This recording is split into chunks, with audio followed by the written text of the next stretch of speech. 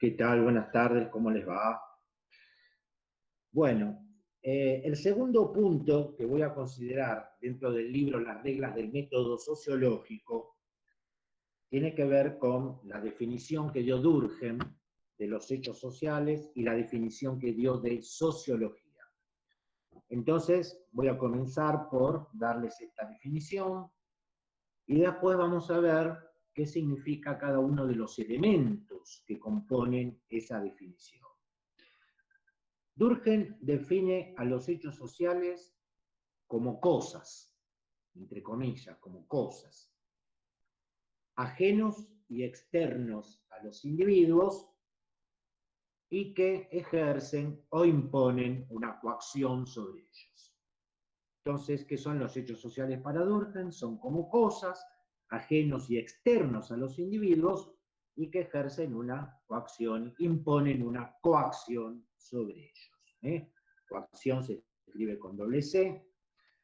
A veces tengo que dar clases de sociología y lengua a la vez, todo por un mismo precio, porque lamentablemente llegan al primer año universitario con muchas falencias en estas cuestiones que tienen que ver con ortografía, morfología, sintaxis, etc. Bueno, ¿qué significa cosas?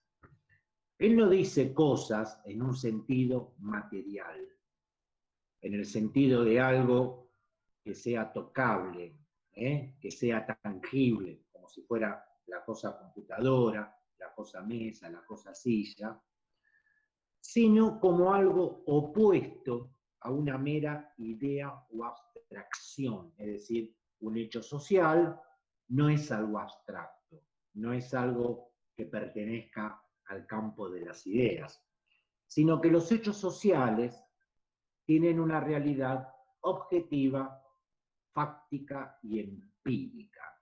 En todo caso, la materialidad sería por ese lado. Los hechos sociales tienen una realidad objetiva, fáctica y empírica. Bueno, eso es lo que significa que son como cosas. Cuando dice que son ajenos y externos a los individuos, esto quiere decir que son independientes de la voluntad de los individuos. Es decir, en la sociedad los hechos ocurren, suceden, quieran los individuos o no que estos ocurran o sucedan. Son independientes de la voluntad de los individuos. Entonces quiere decir que los hechos sociales son un producto de la sociedad y no el resultado de las acciones de los individuos. Pero además, agrega Durkheim, que los hechos sociales son inmodificables. Entonces, las personas, los individuos, los seres humanos, no pueden modificar lo que es un producto propio de la sociedad, los hechos sociales. Y cuando dice que son coactivos, no lo dice en un sentido físico, sino que la coacción que ejercen los hechos sociales es en un sentido moral. Los hechos sociales tienen un poder imperativo y coercitivo. Es decir, que los hechos sociales se imponen a las personas y además coaccionan, coartan a las personas moralmente. De manera que si los hombres, las personas, los individuos se rebelan, aquí rebelar por favor se escribe con B larga, tiene que ver con rebelión, si las personas se rebelan ante los hechos sociales, dice Durkheim, están tomando una actitud inmoral. Entonces debe actuar una acción represiva, la cual es moral. ¿Estamos? Si alguien se rebela contra un hecho social determinado, está tomando una actitud inmoral. Y ahí es cuando entonces Durkheim justifica el uso de la coerción, de la coacción, de la represión, a la cual considera como algo moral. Según Durkheim, los hechos sociales por excelencia son las normas sociales. El hecho típico social por excelencia son las normas sociales.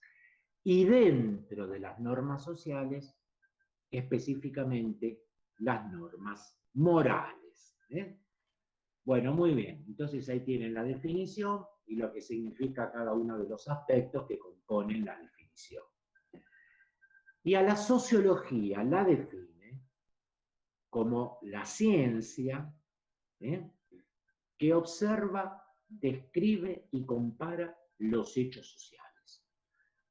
Fíjense que ya habíamos visto una definición de sociología dada por Weber, donde también la elevaba en su estatuto a un estatuto científico, a un estatus científico. Lo mismo hace Durkheim, eleva esta disciplina a un estatus científico, considerando que la sociología entonces es la ciencia que observa, describe y compara los hechos sociales. Si lo decimos en términos más abreviados, para Durkheim la sociología se dedica a estudiar los hechos sociales. Y aquí vamos a hacer una comparación sobre este punto entre Durkheim y Marx. Para Durkheim ya dijimos que los hechos sociales son un producto de la sociedad y que además son inmodificables. En tanto que para Marx son los hombres, las personas, los individuos, los seres humanos, quienes construyen la realidad social. Para que se entienda mejor, lo que pasa en la sociedad no es una cuestión espontánea que surge de la propia sociedad, sino que todos los hechos sociales que ocurren en una sociedad son el resultado de las acciones de las personas, acciones que pueden ser tanto individuales como grupales. Entonces quiere decir que los hechos sociales no constituyen un orden fáctico existente. Los hechos sociales no deben ser tomados como algo dado, sino algo construido. Este es el concepto clave, ¿eh? Los hechos sociales no son algo dado, sino algo construido. Es el resultado de la acción humana dentro de la sociedad. Y Marx, basándose en la dialéctica de Hegel, Hegel se escribe H-E-G-E-L, Hegel fue un filósofo muy importante del siglo XIX, que vivió entre 1770 y 1831, y del cual Marx fue un discípulo directo. Vayan tomándolo en cuenta porque después, cuando desarrollemos la sociología de Marx, lo vamos a volver a nombrar a Hegel, entonces ya vayan sabiendo que fue un filósofo, maestro intelectual de Marx, que influyó mucho en las ideas de Marx, sobre todo del Marx joven. Y justamente el materialismo dialéctico Marx lo va a construir basándose en la dialéctica hegeliana, en la dialéctica de su maestro Hegel.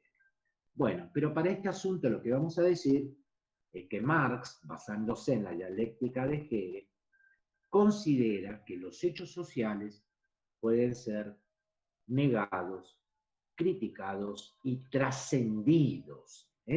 Según Marx, entonces, repito, basándose en la dialéctica de Hegel, los hechos sociales pueden ser negados, criticados, trascendidos y por lo tanto modificados, en una total diferencia de oposición a lo que sostenía Durkheim. Bueno, muy bien. Con eso entonces queda completo el segundo punto de ese libro. Y en un tercer punto vamos a considerar la clasificación de las sociedades que hizo Durkheim de acuerdo al grado de composición.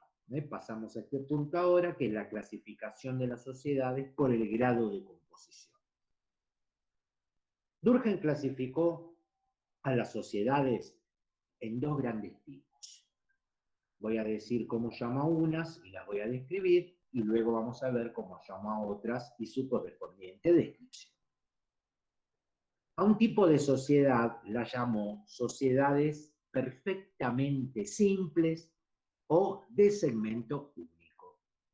Sociedades perfectamente simples o de segmento único. Vamos a empezar por los ejemplos de este tipo de sociedades. Sociedades de este tipo fueron, por ejemplo, en la antigüedad, las hordas, que se escribe con H, hordas.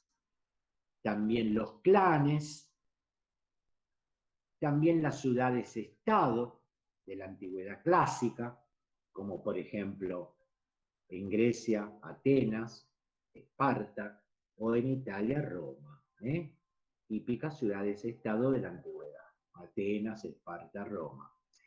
Y más en el presente, las comunidades indígenas australianas, que son las que él estudió concretamente en su libro. Fundamentalmente una tribu que lleva como nombre Arunas, con N, Arunas, comunidades indígenas australianas, y él particularmente estudió ese tipo de sociedad, y dentro de ello la tribu de los Arunas.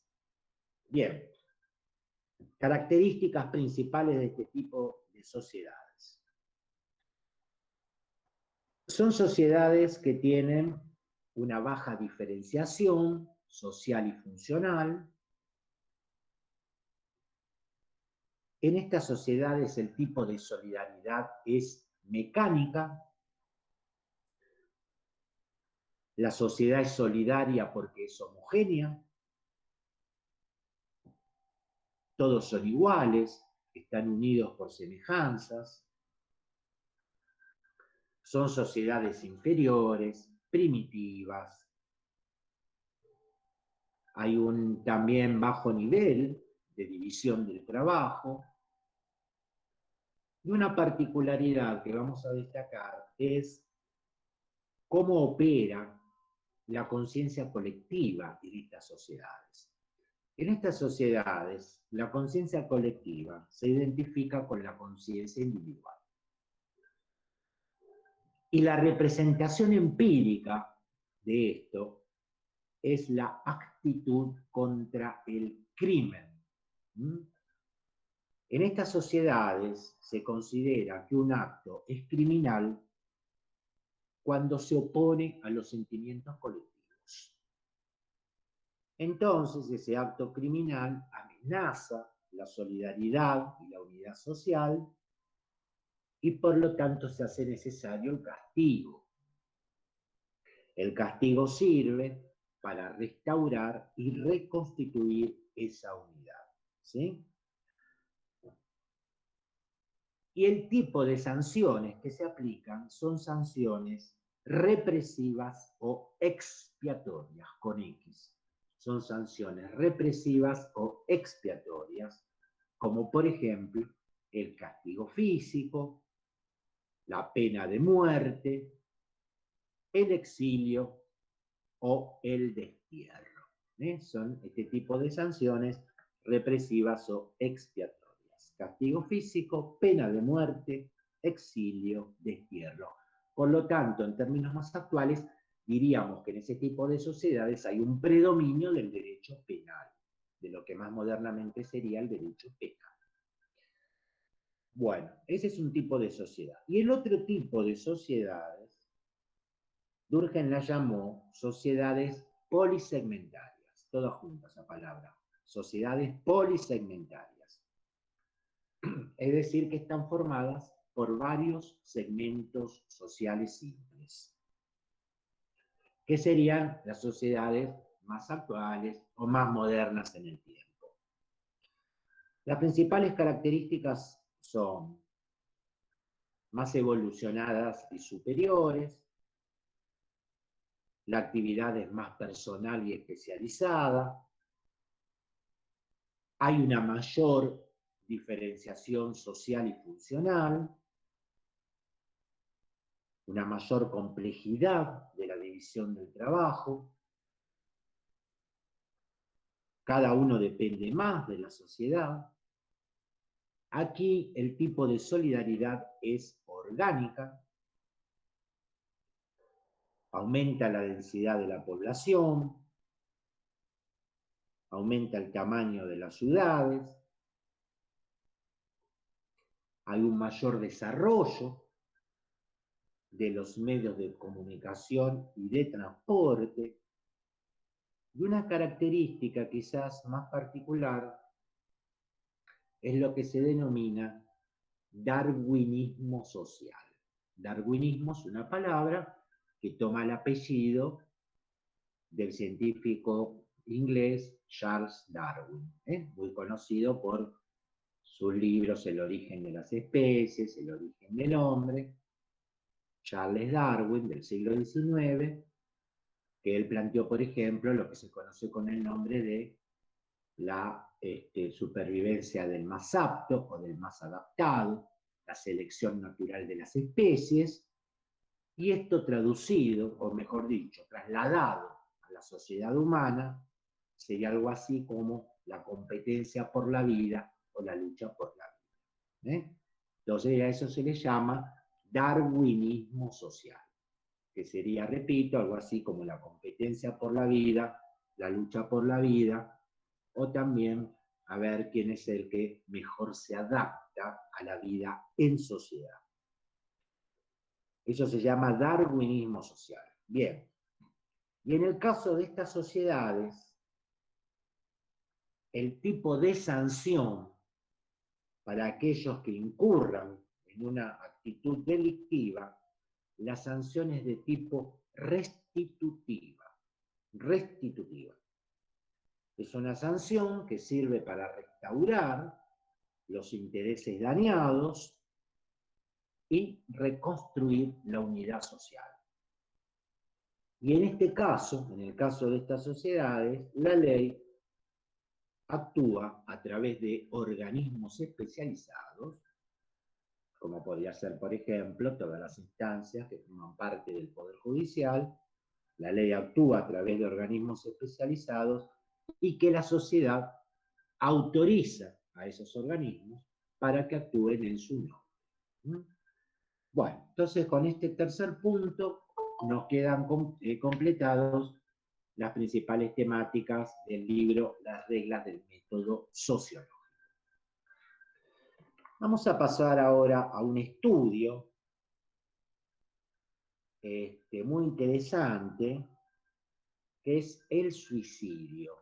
Libro publicado por Durkheim en 1897 y cuyo interés se centra fundamentalmente en ser un estudio sociológico y no psicológico, ¿no?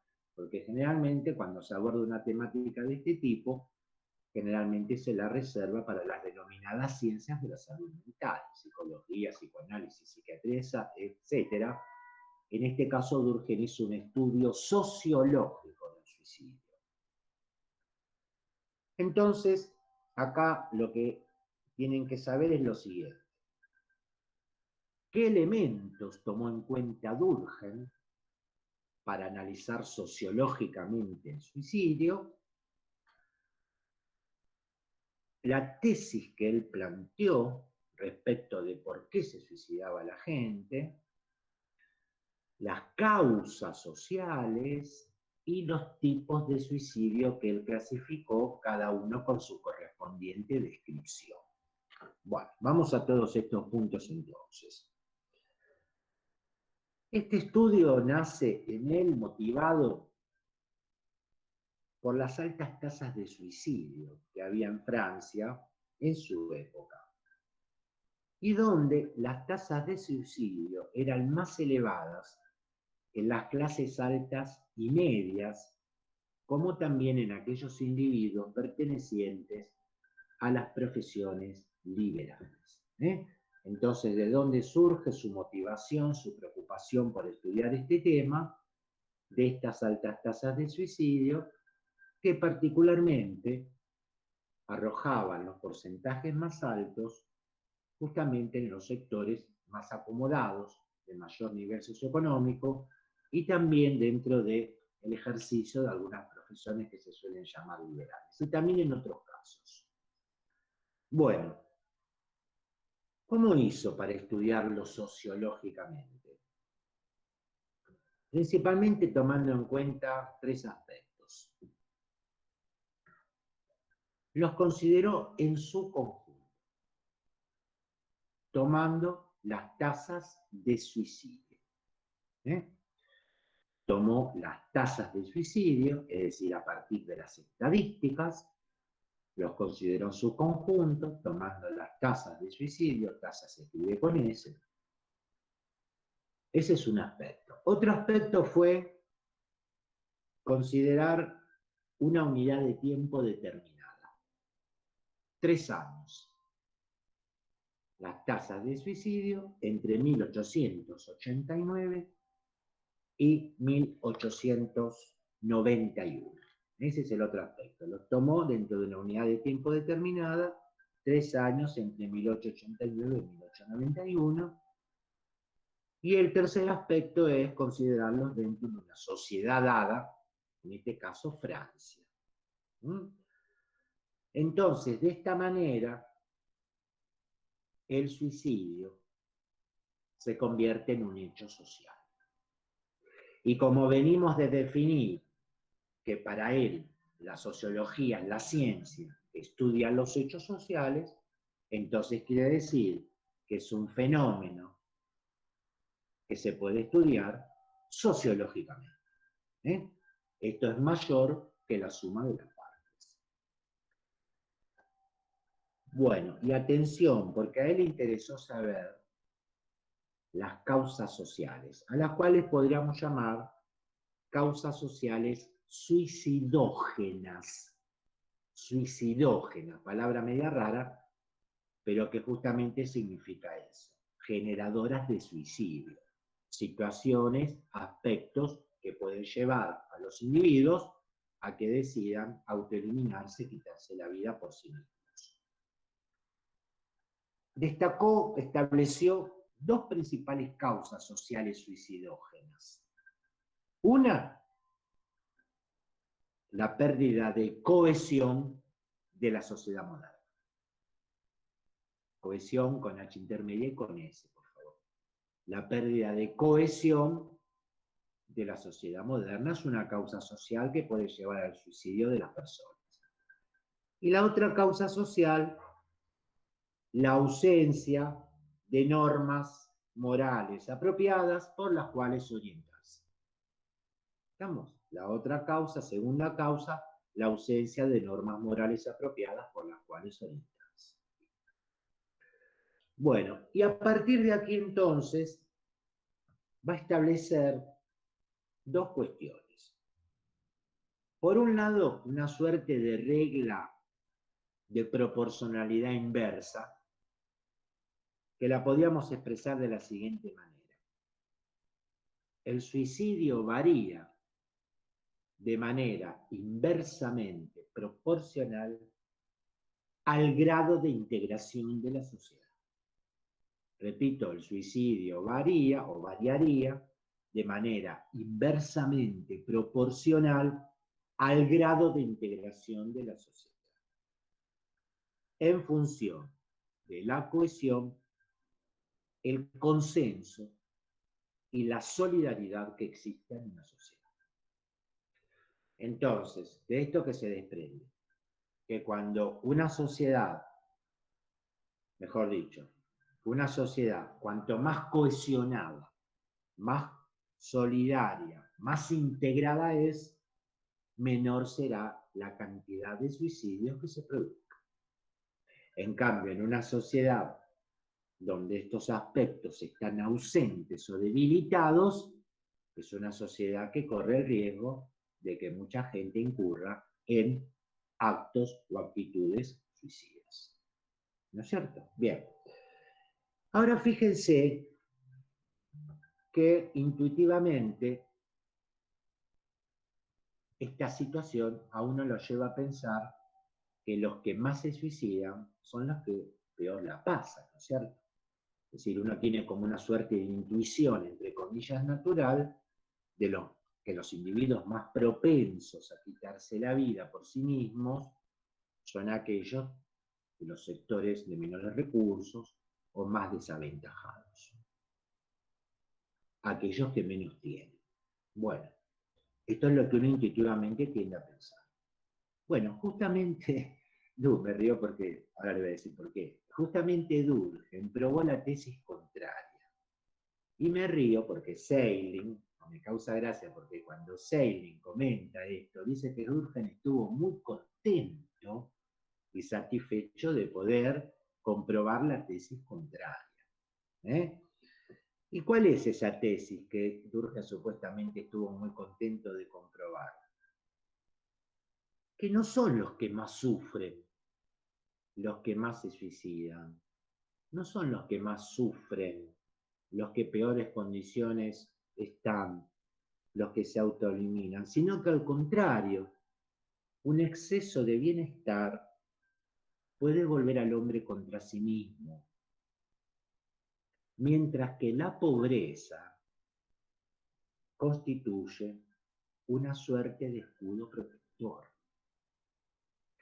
O sea que de alguna manera la pobreza puede llegar a ser algo así como una bendición, a diferencia de la prosperidad y la fortuna que pueden llevar a algunos individuos a que tomen una conducta suicida. Y esta es la tesis que tuvo, de alguna manera, como dice Selin, reprodujo sus palabras, tan contento de probar Durkheim, que los que se suicidaban eran los de más dinero o de mayor nivel socioeconómico, y no justamente como intuitivamente esperaría aquellos sectores que no les va muy bien en la sociedad. Bueno, y aquí aviso para los que veo que se manejan con apuntes que les han pasado, que clasificó 4 tipos de suicidio, que generalmente hay uno que no se toma en cuenta, pero esta vez decidí tomarlo en cuenta, así que voy a incorporar en esta cursada el 4 tipo de suicidio. Les voy a decir qué nombre le dio a cada uno y cuál sería la característica. A un tipo de suicidio lo llamó suicidio egoísta. A un tipo de suicidio lo llamó suicidio egoísta.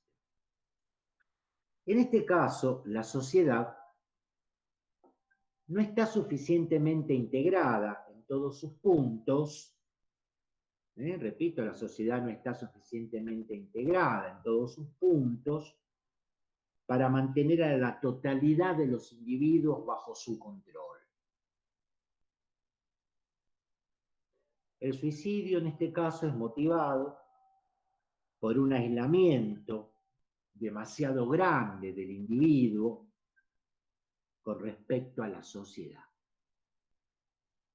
Y este caso sería típico de los marginados, los solitarios, los que no tienen lazos fuertes de solidaridad social.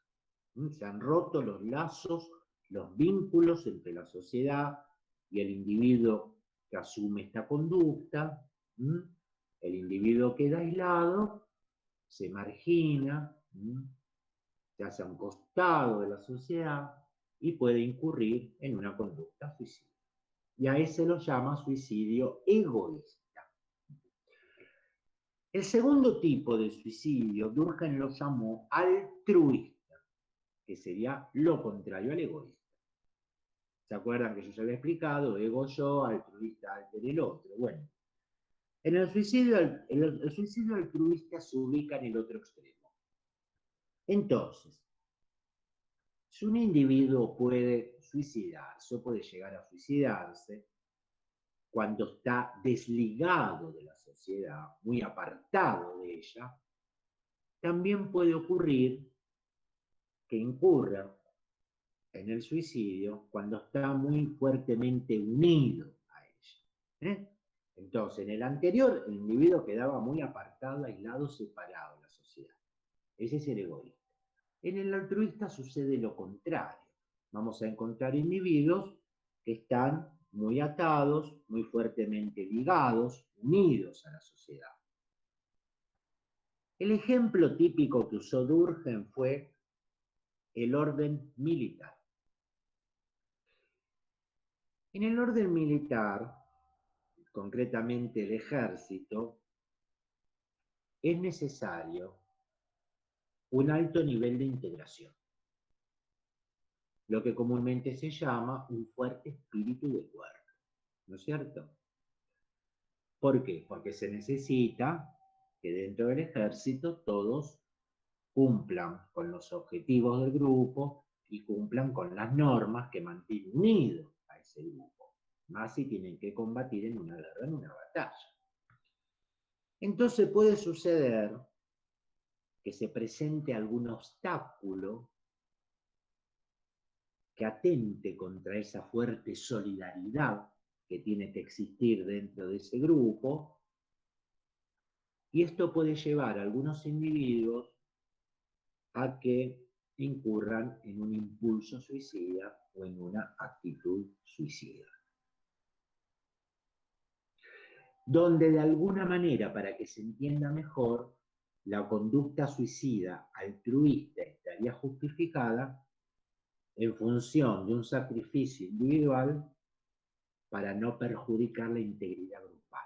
Por eso es altruista, ¿se entiende? Porque la persona asume una conducta suicida, prefiere él eliminarse antes que ser un factor perturbador de la unidad o integración del grupo.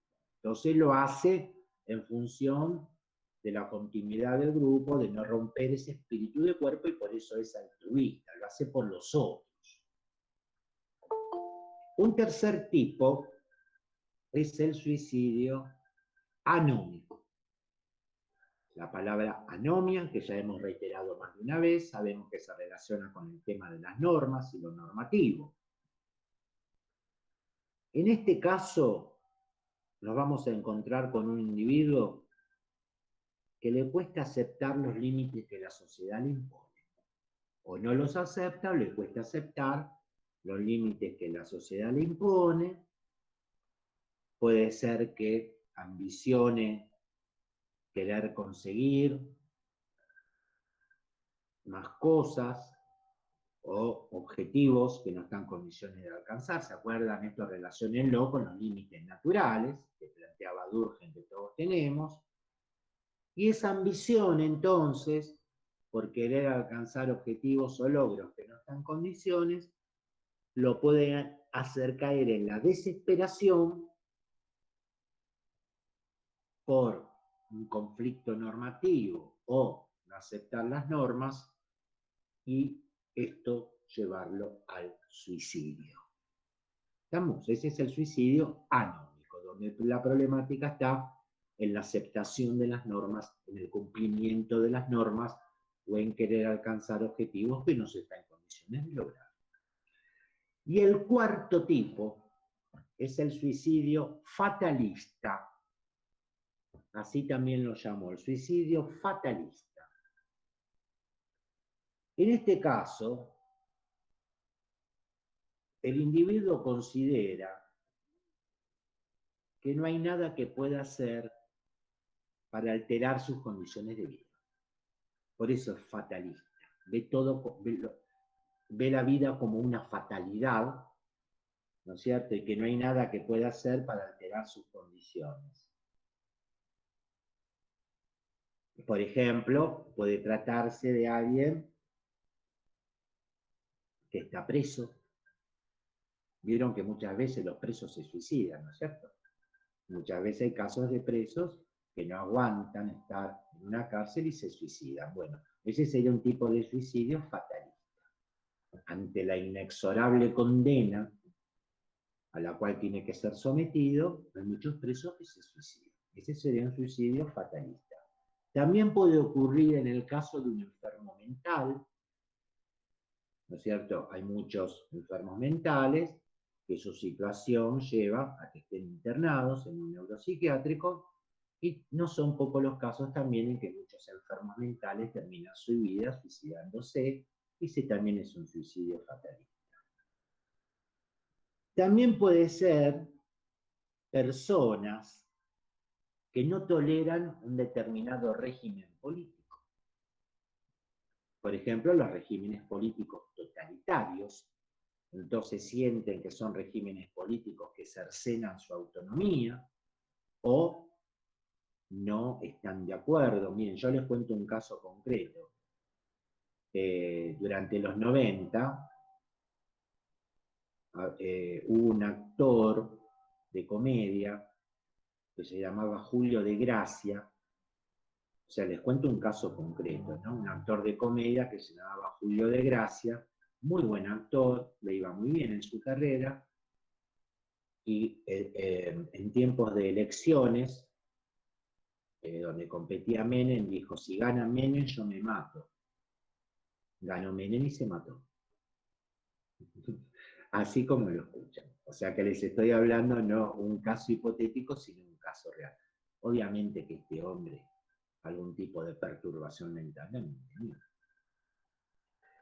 Y otros, por ejemplo, también han dicho, y se suele escuchar, y presten atención aún en la actualidad, no llegan al suicidio. Pero muchas veces alguien dice, si gana tal como presidente, yo me voy del país. Lo habrán escuchado más de una vez.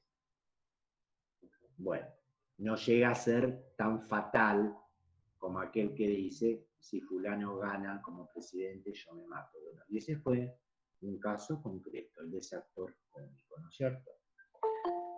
Eh, y también puede suceder, como ejemplo, de suicidio fatalista, alguien que se encuentra padeciendo una enfermedad terminal, es un enfermo crónico, de una enfermedad que, bueno, se alarga en el tiempo, angustiándolo a él y a los que lo rodean, o, digamos, un enfermo terminal de cáncer, y que en vez de esperar la muerte natural como consecuencia inexorable de su enfermedad, decida suicidarse. ¿Se entiende? Entonces, estos ejemplos le sirven para aquello que Durkheim consideró como un posible tipo de suicidio, el suicidio fatalista. Bueno, más allá de las particularidades de cada uno, en todos estos casos sería la relación entre el individuo y las normas sociales lo que llevaría al suicidio. ¿Mm? O sea que en definitiva hay un común denominador, que es la relación entre el individuo y las normas sociales, lo que llevaría al suicidio. Entonces, ¿son conductas individuales? Sí, pero que responden a causas sociales. Y eso es lo más interesante de este estudio de Durkheim. También ha habido casos, para que los tengan en cuenta, de suicidios colectivos. También ha habido casos de suicidio colectivos, generalmente dentro de esos que se llaman sectas, que pueden ser o sectas religiosas o sectas donde la unión de los individuos responde a determinados aspectos comúnmente compartidos, ¿no? Bueno, este tema ténganlo muy en cuenta porque yo en la evaluación formativa voy a poner actividades y ejercicios que van a tener que trabajar. ¿eh? Bueno, así que por eso lo di con cierto detalle. Y digo una cosita más.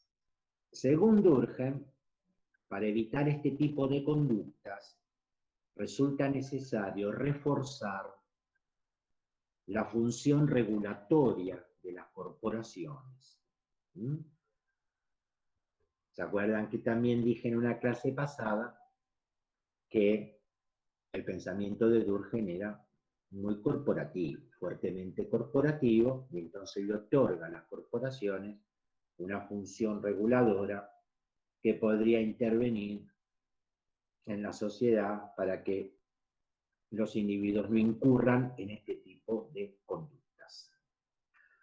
Bueno, muy bien. Voy a pasar a otra temática y a partir de otras publicaciones. Ahora voy a considerar un texto que lleva como título Ética profesional y moral cívica.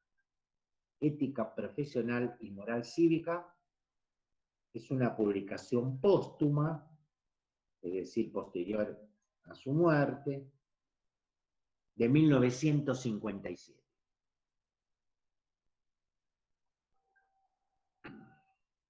Aquí dice Durkheim que uno de los temas de mayor importancia que se deben considerar en la sociedad moderna es el altruismo, justamente. Es uno de los temas de mayor importancia, la necesidad de considerar el altruismo, porque el egoísmo trae peligros no solo individuales, sino también sociales. ¿Mm? Y como ya dije también en la clase anterior, los seres humanos no nos inclinamos naturalmente, no tenemos una tendencia natural a ser altruistas, sino que nuestra tendencia natural es a ser egoístas. Por lo tanto, es necesario ponerle un freno al egoísmo humano, dice Durkheim. Y lo que le puede poner un freno al egoísmo humano es la moral. La moral. Pero también recordando que ese sistema moral debe ser secular. ¿Estamos? Entonces lo que le pone un freno al egoísmo humano es la moral. Pero no la moral religiosa, o además, en todo caso, de la moral religiosa, una moral secular. Bueno, eso es uno de los puntos importantes de este texto. Otro punto importante dentro de este texto es cuando él se refiere al Estado. ¿Cuál es la principal función del Estado? Para Durkheim, la principal función del Estado es pensar. Así, suena raro, pero así dice. La principal función del Estado es pensar. El Estado piensa y reflexiona por toda la sociedad. Decide por ella y cuando adopta una decisión es la mejor posible. El Estado se genera representaciones de carácter colectivo, el Estado se genera representaciones de carácter colectivo que están por encima de las conciencias individuales y que tienen un mayor grado de conciencia y reflexión. ¿Estamos? El Estado, repito entonces, se genera representaciones de carácter colectivo que tienen mayor grado de conciencia y reflexión y están por encima de las conciencias individuales. Pero el poder del Estado debe tener un freno, porque se corre el riesgo que se pueda convertir en una tiranía. Entonces el poder del Estado debe tener un freno porque se corre el riesgo que se convierta en un Estado tirano, en una tiranía.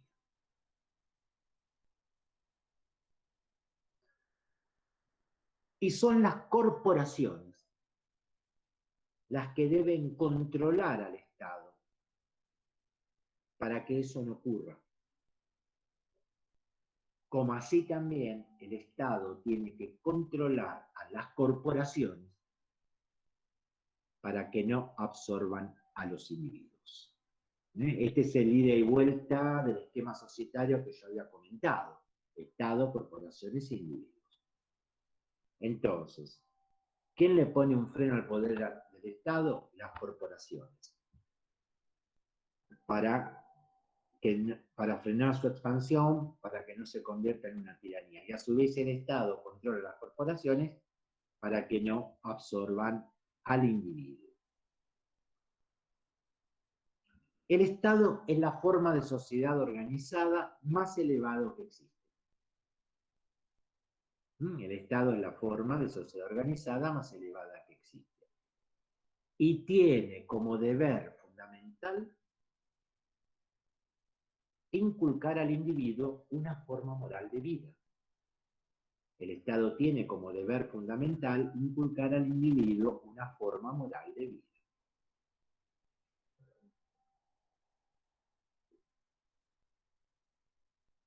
En la democracia, el individuo puede representar un peligro para el Estado. ¿No? En la forma democrática de gobierno, el individuo, dice Durkheim, puede representar un peligro para el Estado. ¿Por qué? Porque la democracia es un régimen político que otorga a los ciudadanos una determinada libertad y autonomía. ¿Estamos? La democracia es un régimen político que le otorga a los individuos determinados grados de libertad y autonomía. Y esto es lo que lleva a que los individuos puedan ejercer determinadas demandas, solicitudes al Estado, que alteren el orden social existente. Determinadas demandas, reivindicaciones, solicitudes de derechos, lo que sea, que pueden alterar el orden social existente. Entonces, los grupos secundarios son los encargados de liberar al Estado de estas acciones. O vamos a decirlo en condicional, los grupos secundarios serían los encargados de liberar al Estado de estas acciones, sean individuales o grupales. Bueno, muy bien. Otro punto que Durkheim trabaja en este texto se refiere a cómo alcanzar en la sociedad moderna una verdadera justicia social. Cuestión, digamos, que sorprende en Durkheim. Y que Schelling, ¿se acuerdan que Schelling es el autor con el cual nos valemos para analizar la sociología de Durkheim? Schelling dice que este es el único momento en que Durkheim se acerca a Marx. Es el único momento en donde Durkheim adopta cierto tono conciliador con las ideas de Marx al plantearse el tema de la justicia social, al plantearse el tema de cómo una sociedad se puede alcanzar o se debe alcanzar una mayor justicia social. Bueno, según Durkheim, para que esto ocurra, habría que tomar 3 medidas, o considerar 3 aspectos o 3 medidas. Una es abolir la herencia,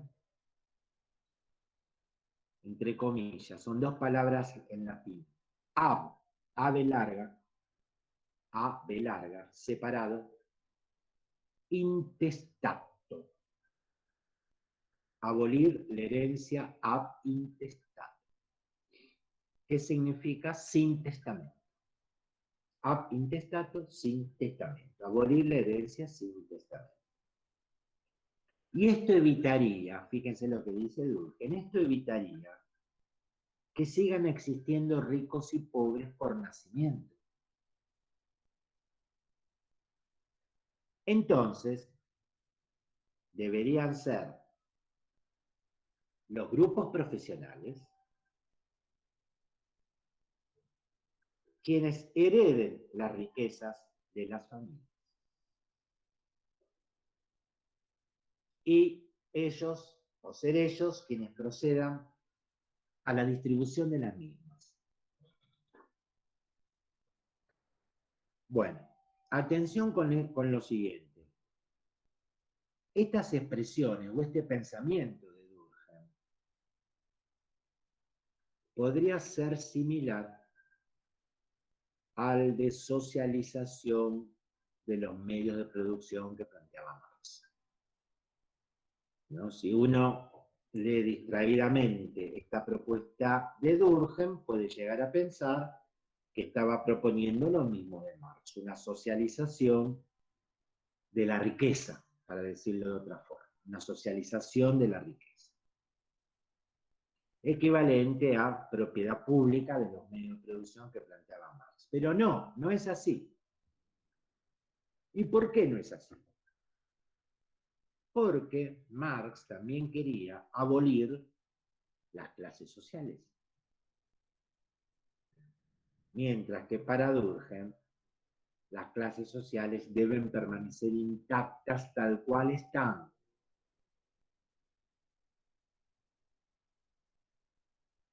Ya que para Durkheim la anarquía, o la posible anarquía dentro de la sociedad,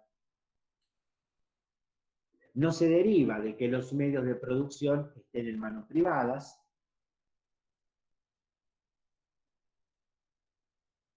sino de la falta de regulación y planificación de la actividad económica. ¿Estamos? Entonces, para Durkheim, la anarquía, el conflicto en la sociedad, no es el resultado de la propiedad privada de los medios de producción, sino de la falta de regulación y planificación de la actividad económica. Y acá hay otro punto comparativo con Marx. Y a ver si logro que lo entiendan. Porque Marx también hablaba de planificar y regular la producción. Pero ¿cuál es la gran diferencia? Que Durkheim considera necesario planificar y regular la producción antes de que se produzca la anarquía y el conflicto y que llegue a una crisis del sistema capitalista industrial.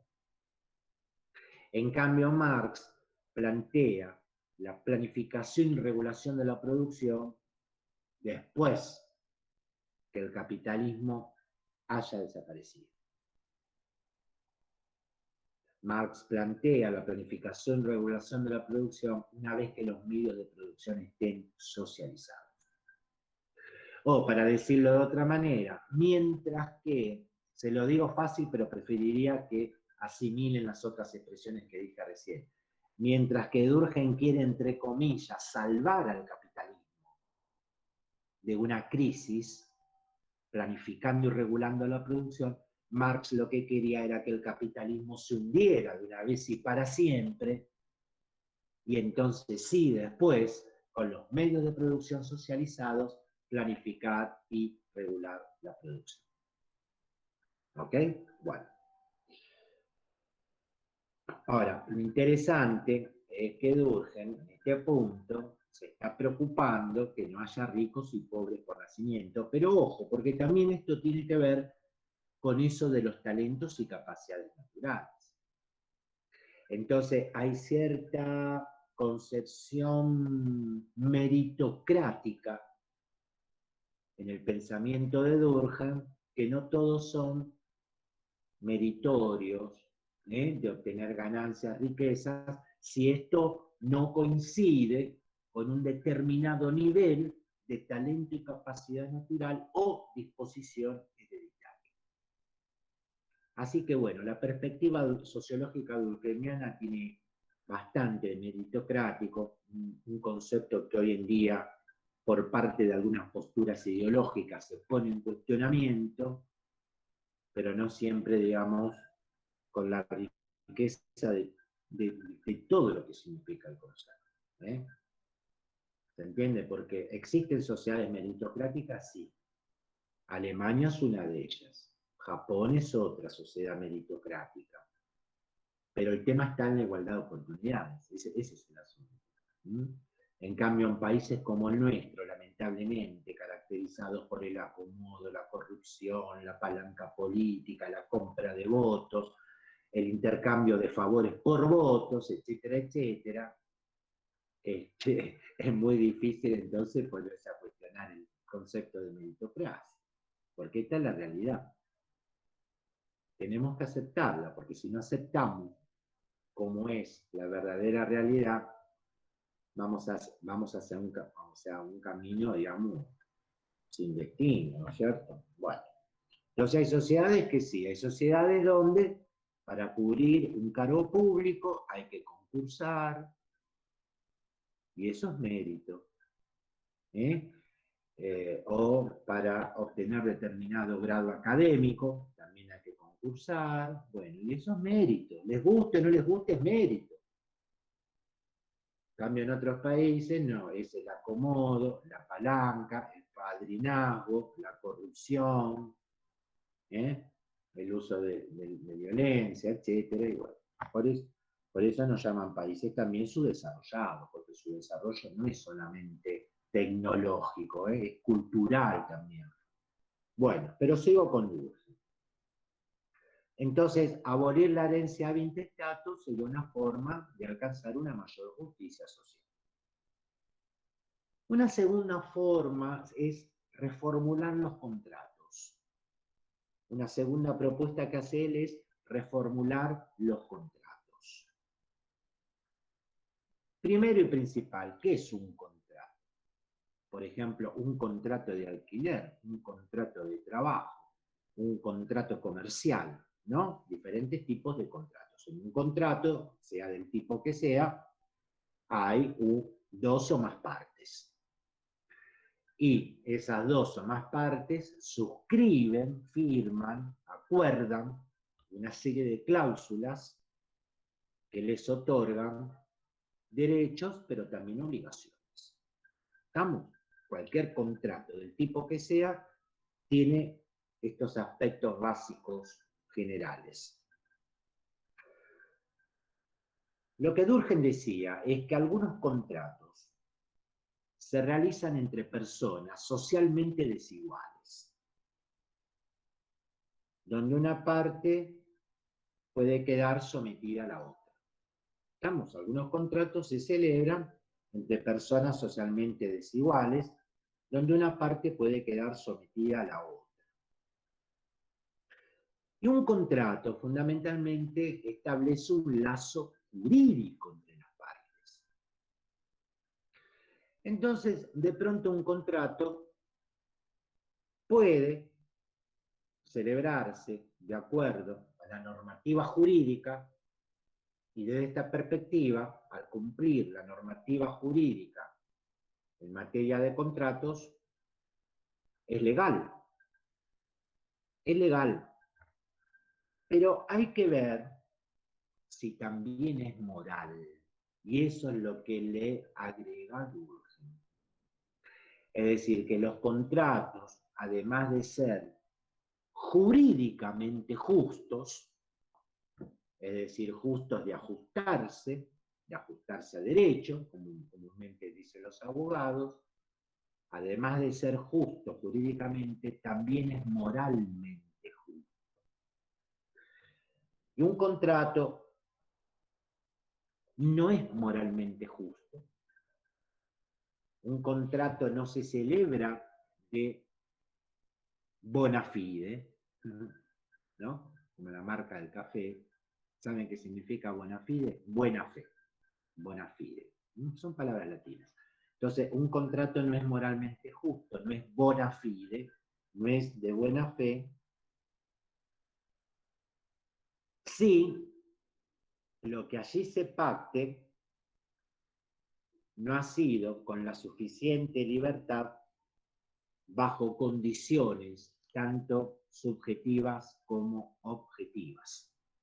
Entonces, un contrato no es moralmente justo si, por ejemplo, una parte, una de las partes o varias partes quedan sometidas a una condición de explotación, de subordinación o de servidumbre. Ese no es un contrato moralmente justo. Y esto es lo que le agrega Durkheim.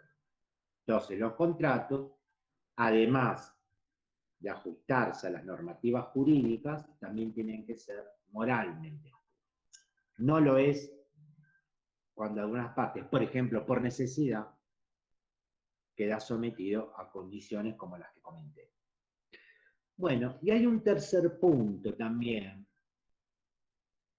que Durkheim considera importante para alcanzar una mayor o verdadera justicia social en la sociedad moderna, que es aplicar la caridad. Caridad, caritativo. Caridad. Vino que dentro de la Iglesia Católica hay una parte que se llama caritas, que hace colecta. Bueno, caritas, caridad está relacionado. Pero atención, ¿por qué Durkheim plantea esto de aplicar la caridad? Porque él pensaba que siempre van a existir las desigualdades sociales. ¿Por qué? Y porque siempre habrá gente con desiguales talentos y capacidades naturales. Así que las desigualdades sociales siempre van a estar justificadas en su existencia. Entonces él decía que era necesario aplicar la caridad hacia aquellos menos favorecidos por sus capacidades mentales. Entonces, la caridad, ¿con quién hay que aplicarla fundamentalmente? Con aquellos sectores de menores talentos, capacidades y disposiciones. Este es un punto interesante, ¿saben por qué? Porque ese era el pensamiento que se tenía en el siglo XIX. El pensamiento que hizo surgir, por ejemplo, a las sociedades de beneficencia o de ayuda mutua, ¿estamos? Donde se trataba de ayudar a determinados sectores de la población porque eran unos pobrecitos que por sí mismos no podían salir adelante. Entonces, y muchas asociaciones religiosas también. Entonces, ayudo a determinado sector de la población porque le tengo lástima, porque le tengo compasión, en pos de la misericordia de Dios, por utilizar frases que se pueden escuchar en esas asociaciones, ¿eh? Y eso, es típico, eso fue típico del siglo XIX. Muy distinto es lo que va a pasar después, en el siglo XX, ¿con qué? Con el reconocimiento de derechos. ¿No es cierto? Que es muy diferente. ¿Se entiende la diferencia? Es muy diferente darle algún tipo de asistencia a una persona por considerarlo un pobrecito que solo en la vida no puede salir adelante, le tengo lástima, compasión y misericordia, a reconocerle los derechos a la educación, a la salud, a una vivienda, a un trabajo, ¿se entiende? Pero eso vino después, eso vino ya en el siglo XX. En el siglo XIX, la concepción que se tenía de los sectores de menores recursos era esa. Y por eso había sociedades de beneficencia, de ayuda mutua, de socorros mutuos, de solidaridad, etcétera, etcétera. Que organizaban eventos, diríamos hoy, para recolectar dinero a beneficio de no sé quién, o qué barrio, o lo que fuera. Justamente una de las cosas que hizo el primer gobierno peronista, 1946-1952 en la Argentina, es borrar el plumazo todas esas instituciones. Las damas de la caridad, ¿escucharon hablar alguna vez de las damas de la caridad? Las damas de la caridad eran las señoras bienudas de alto nivel socioeconómico, esposas de profesionales, comerciantes, industriales, etcétera, que sintiendo lástima, compasión por los pobres, se agrupaban bajo esa denominación, las damas de la caridad, como decía Durkheim, y ejercían acciones caritativas, organizando eventos, ferias, qué sé yo, lo que se llamaban kermeses, etc.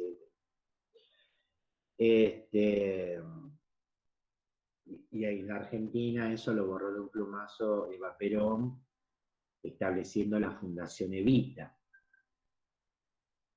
donde pasamos, diría yo, ya me metería en un tema bastante debatible, de una forma de asistencialismo a otra, ¿no es cierto?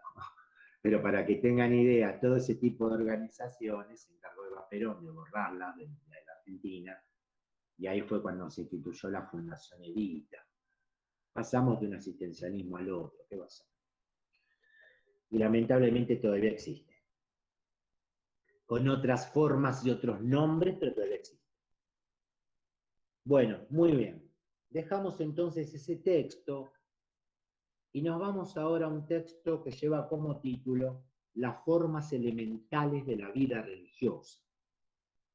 Las formas elementales de la vida religiosa es un libro publicado en 1912. El otro era una publicación póstuma, acá es una publicación en Biblia. Es uno de los últimos libros, dicho sea de paso, de Durkheim. Bueno, a ver qué decía Durkheim de la religión. Para Durkheim la religión había cumplido una función importante, una función positiva en la sociedad preindustrial. La religión había cumplido una función importante, una función positiva en la sociedad preindustrial. Consideraba que la religión había constituido un fenómeno de grupo que había servido para unir a la sociedad, Justamente saben que la palabra religión deriva del latín religare, ¿no es cierto? Entonces, era un fenómeno de grupo que había servido para unir a la sociedad. La iglesia era una comunidad moral formada por todos los creyentes en una misma fe. Dios era o constituía la manifestación simbólica de los poderes de la sociedad. ¿Vamos? Entonces, estos son los aspectos positivos importantes que Durkheim le otorgaba a Dios, la iglesia y la religión en la sociedad premoderna. Pero en la sociedad moderna, la religión ha decaído. Ha decaído como consecuencia de la disolución de la sociedad tradicional y el crecimiento de la industria moderna y la ciencia. ¿Estamos? La religión ha decaído como consecuencia de la sociedad tradicional y el crecimiento de la industria moderna y de la ciencia.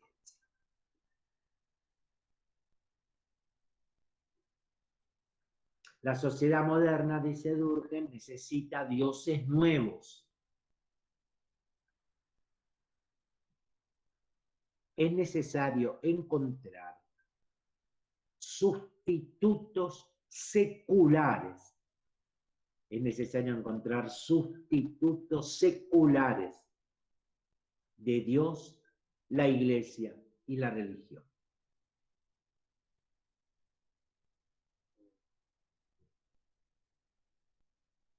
Dioses nuevos, adecuados a las necesidades presentes. Bueno, para Durkheim, esos nuevos dioses o esos sustitutos son el Estado y la sociedad. Esos sustitutos seculares y esos nuevos dioses son el Estado y la sociedad.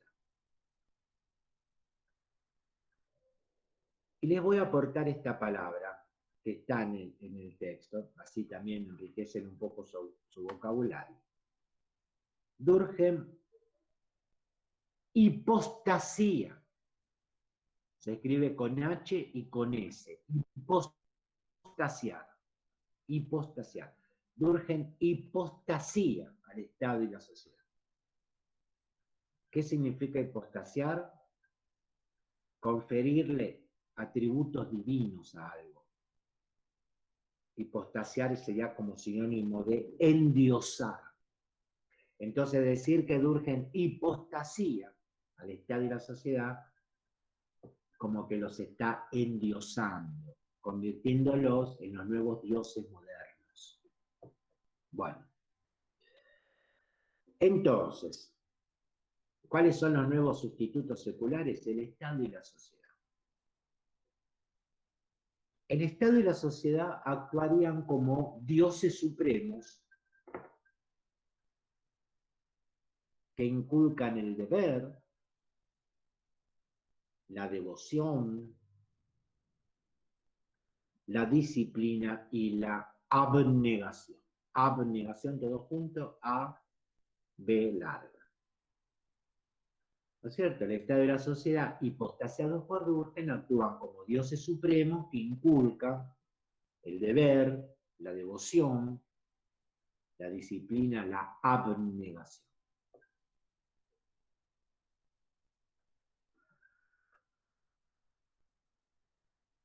Diferencia con Marx.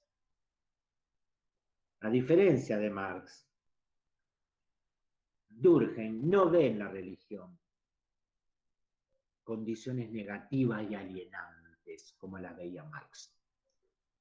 Porque para Marx la religión cualquiera también es alienante.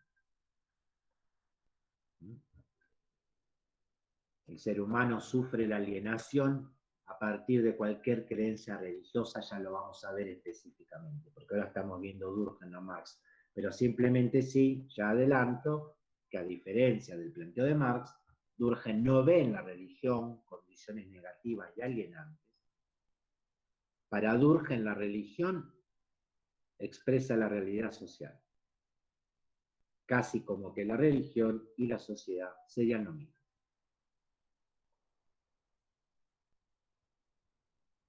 ¿Se entiende, no? Entonces, así como en el orden anterior los fieles creyentes tenían hacia Dios, la iglesia y la religión una actitud de devoción, de compromiso, de fidelidad, etcétera, etcétera, Durkheim dice, bueno, la sociedad moderna, estos mismos aspectos o cualidades, los individuos los tienen que tener hacia el Estado y la sociedad. Yo ya dije que si Durkheim tiene que elegir entre el individuo y la sociedad, va a elegir la sociedad. Y si tiene que elegir entre la justicia y el orden social, va a elegir el orden social. Bueno, muy bien. Lo que sigue son dos publicaciones referidas al tema de la educación. Una lleva como título Educación y Sociología, que es una publicación póstuma de 1922. Y vamos a ver aquí las principales cuestiones que plantea sobre el tema educativo. Para Durkheim hay tres principales instancias que tienen una función educadora. Hay tres principales instancias que tienen una función educadora. Una es el propio sistema educativo formal, en sus distintos niveles, diríamos primario, secundario, universitario, terciario, etc. El propio sistema educativo formal en sus distintos niveles, con sus programas específicos de enseñanza en distintas áreas. Programas específicos de enseñanza en distintas áreas, es decir, el contenido curricular, ¿no es cierto? Los programas curriculares de cada materia. Otra instancia educadora es la generación adulta, los adultos, que influyen sobre los jóvenes, inculcándoles aspectos físicos, intelectuales y morales. Los adultos influyen sobre los jóvenes inculcándoles aspectos físicos, intelectuales y morales. Y también a facilitarles la conformidad con su destino.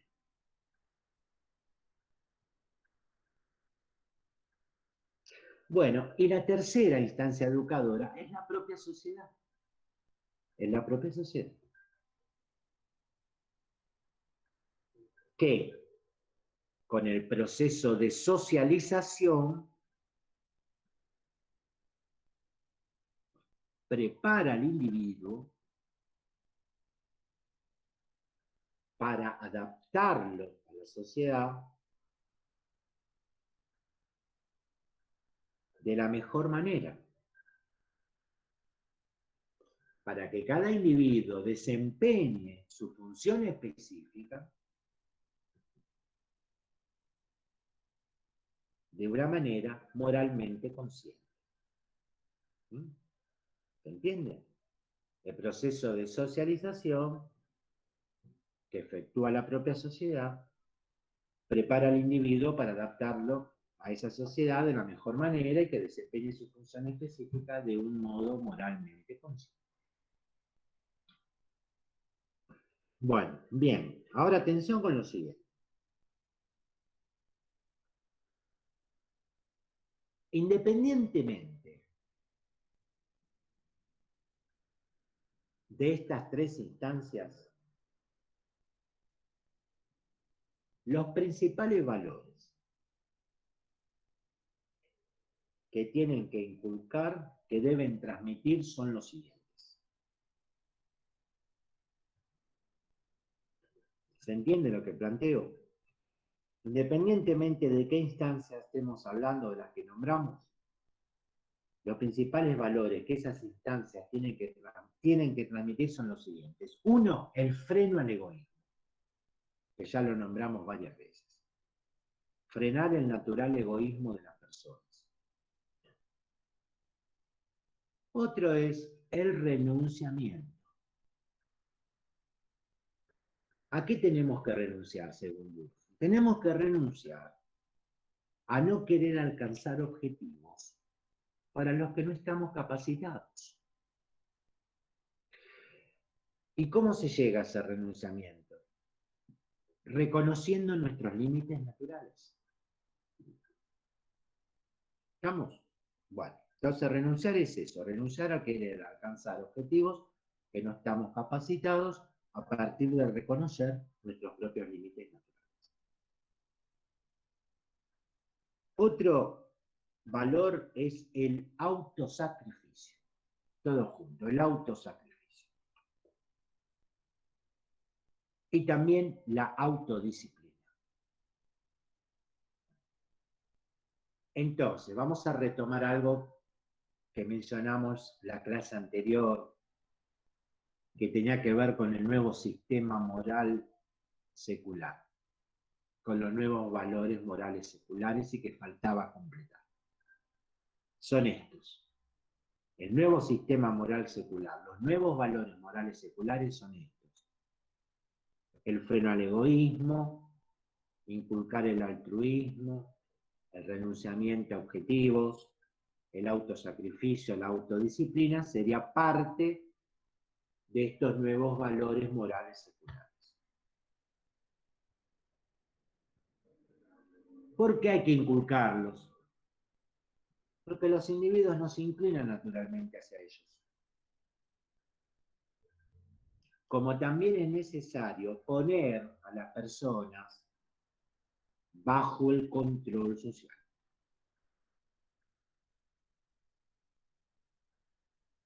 La educación tiene que lograr que el niño acepte la autoridad social y aprenda sus deberes sociales. La educación tiene que lograr que el niño acepte la autoridad social y aprenda sus deberes sociales. Ser libre no es hacer lo que uno quiera, sino actuar con razón o con racionalidad, diríamos, actuar con racionalidad y cumplir el propio deber.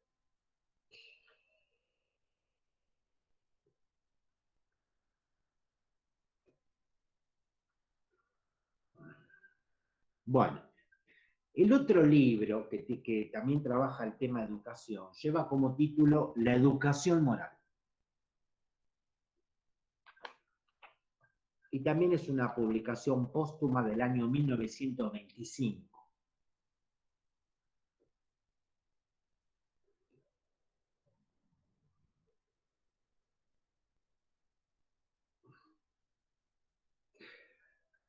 Al igual que Weber, y a diferencia de Kant, al igual que Weber, y a diferencia de Kant, Durkheim no quería formular una moral universal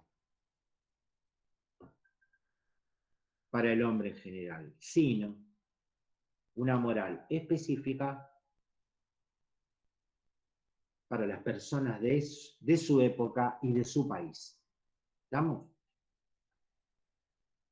Al igual que Weber, que rechazaba una ética universal, un imperativo categórico kantiano, Durkheim también no quiere formular una moral general para el hombre en general, sino para los individuos de su época y de su país, de su amado país Francia. Y creía que las fuerzas morales pueden ser determinadas por la razón y la ciencia.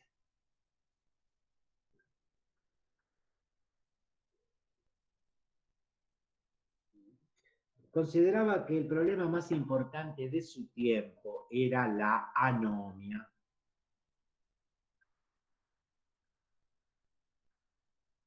Por la falta de normas morales apropiadas. ¿Se acuerdan que yo ya les dije que para él los problemas de la sociedad moderna eran problemas morales, ¿no? Por la ausencia de normas morales apropiadas, donde una moral apropiada es aquella. ¿Cuál sería una moral apropiada que los individuos tendrían que seguir y adoptar? Para Durkheim, una moral apropiada es aquella donde los individuos reconocen sus límites y se ajustan a ellos. Eso es tener una moral apropiada para Durkheim. Que cada uno reconozca sus límites y se ajuste a esos límites, se ajuste a ellos. La moral tiene como función determinar la conducta. Las reglas morales establecen la regularidad de la conducta. Las reglas morales establecen la regularidad de la conducta y el reconocimiento a la autoridad.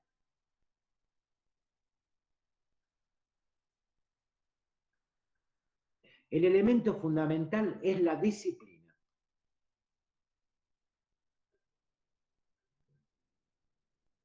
Que no debe entenderse como una fuerza represiva, coactiva. No. Es algo socialmente necesario y útil para evitar la enfermedad en el cuerpo social. ¿No? Ven cómo nos quiere a todos disciplinados. Y que no entendamos a la disciplina como algo represivo, coactivo, sino que la disciplina y ser disciplinados es algo socialmente necesario y útil. Porque si no, el cuerpo social se enferma, la sociedad se enferma.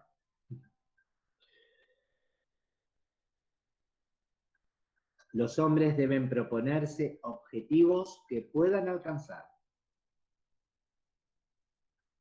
y aprender a contentarse. Ser feliz, miren, ahora nos da la fórmula de la felicidad. Ser feliz es fijarse objetivos que correspondan a la propia naturaleza. Elegir objetivos que sean compatibles con las propias capacidades. Y no tratar de superar de manera artificial los propios límites naturales.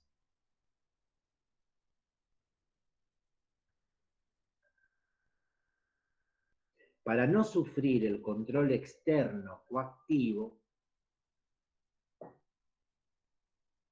ahora acá da otros dos valores seculares más. Para no sufrir el control externo coactivo es necesario el autodominio y el autocontrol. Son dos valores seculares más. El autodominio y el autocontrol. La crítica no es necesaria en tiempos normales.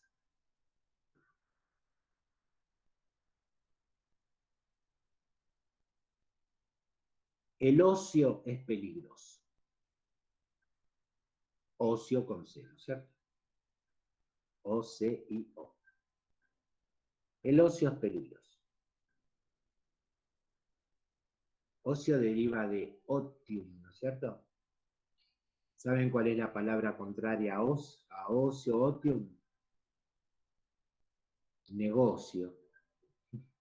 La palabra negocio es la contraria a ocio. Negocio deriva de negotium. Entonces, negocio es la negación del ocio. El ocio es peligroso. Y el arte es frívolo, yo ya había comentado. El arte es un juego. La moralidad es lo más serio de la vida. el arte y la moralidad están separados, como el juego del trabajo.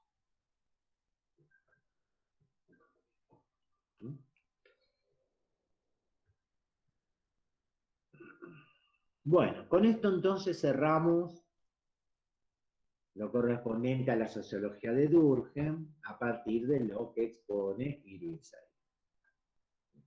Voy a abrir un espacio ahora si alguien quiere hacer algún comentario, una pregunta, alguna valoración crítica entre Weber, Durkheim. Me gustaría también escucharlo un poquito a ustedes.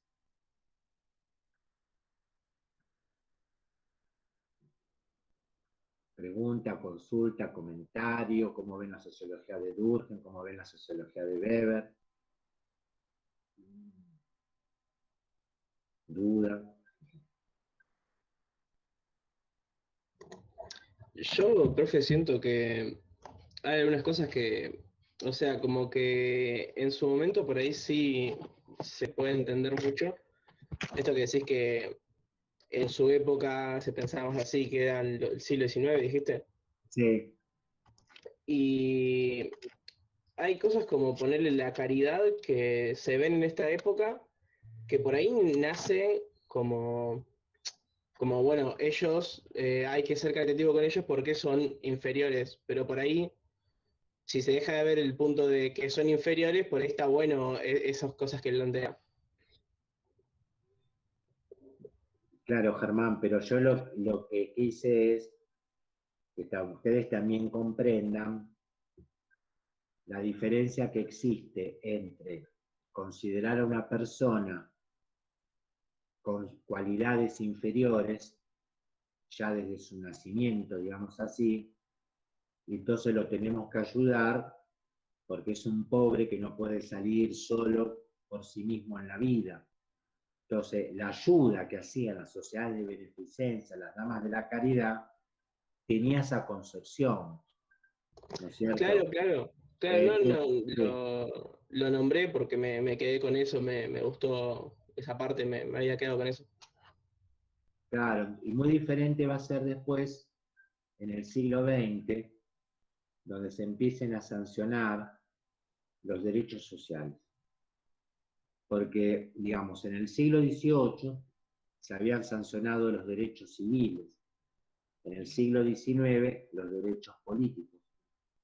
Lo que hoy llamamos derechos sociales se sancionaron recién a partir de la Declaración Universal de Derechos Humanos en 1948, donde se reconoce que los sujetos tienen derecho a, por ejemplo, la educación, por el solo hecho de ser una persona, el derecho a la educación, a una vivienda digna, a un trabajo digno. Ahí se establece el principio de igual trabajo, igual remuneración, a un mínimo de bienestar y seguridad económico y social, ¿no es cierto?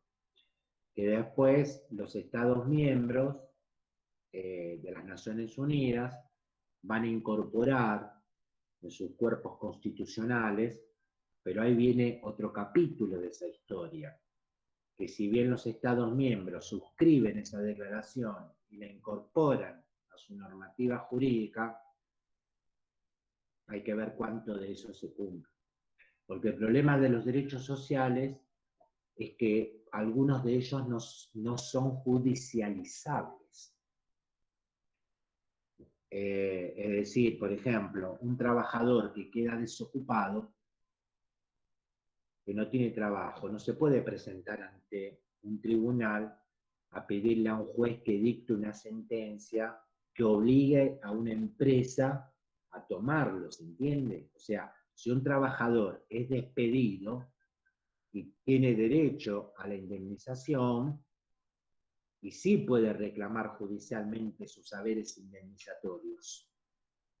Bueno, pero si está desocupado y no consigue trabajo, no está contemplado que alguien se presente ante la justicia, ¿no es cierto?, para que un juez, un juzgado obligue a una empresa determinada a tomarlo. Entonces, ahí es donde interviene la acción del Estado para hacer cumplir sus derechos.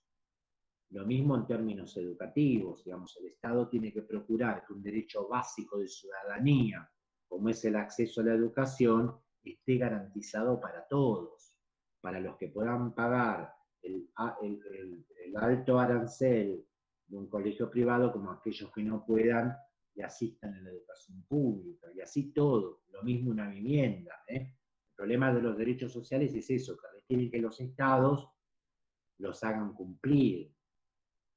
Ahora, el problema es cuando en vez de un cumplimiento de derechos se cae en el asistencialismo, el intercambio de favores por votos, o la corrupción que, digamos, tergiversa absolutamente cómo actúa el Estado en función de garantizar estos derechos a la ciudadanía. En tiempos de Durkheim, el planteo de la caridad pasaba por ese lado, las damas de la caridad, las sociedades de beneficencia, de ayuda, socorros mutuos, etc. O sea, los estados nacionales todavía no se habían hecho cargo de garantizar a toda la ciudadanía el acceso a determinados bienes y servicios, porque en definitiva, por ejemplo, si hablamos de la educación, es un bien simbólico, los bienes culturales son simbólicos. Y hoy en día, lamentablemente, en países como el nuestro, pleno siglo XXI, aún determinados bienes, no solo materiales, sino también simbólicos, culturales, están aún vedados, ¿no es cierto? A pesar de que por ahí las nuevas tecnologías de la información y de la comunicación han posibilitado cierto acceso a esos bienes que antes solo quedaban reducidos a un sector pudiente de la población, como podía ser, por ejemplo, el precio de una entrada de cine, de teatro, de un recital, de un evento cultural, de un museo, de una exposición, de una muestra de arte plástico, lo que sea. Más allá de los intereses particulares que cada uno tenga en función, entre comillas, de sus gustos, ¿no es cierto? Pero bueno, ese es el problema.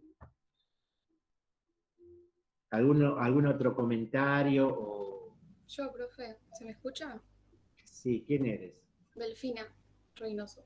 Delfina Reynoso, sí, adelante. Yo tengo un comentario que fue como algo que me llamó mucho la atención, es esto que remarca Durkheim constantemente, de que una persona si nace en estas condiciones ya está destinada a ciertas condiciones y no puede salir de ahí. Y me parece muy irónico eso, porque como que no se introspecciona a la hora de hablar sobre el suicidio, ya que una causa de suicidio también podría ser lo que él plantea, esto de que naciste ya en la miseria, estás condenado a la miseria. Y bueno, ese sería un suicidio fatalista. Ajá.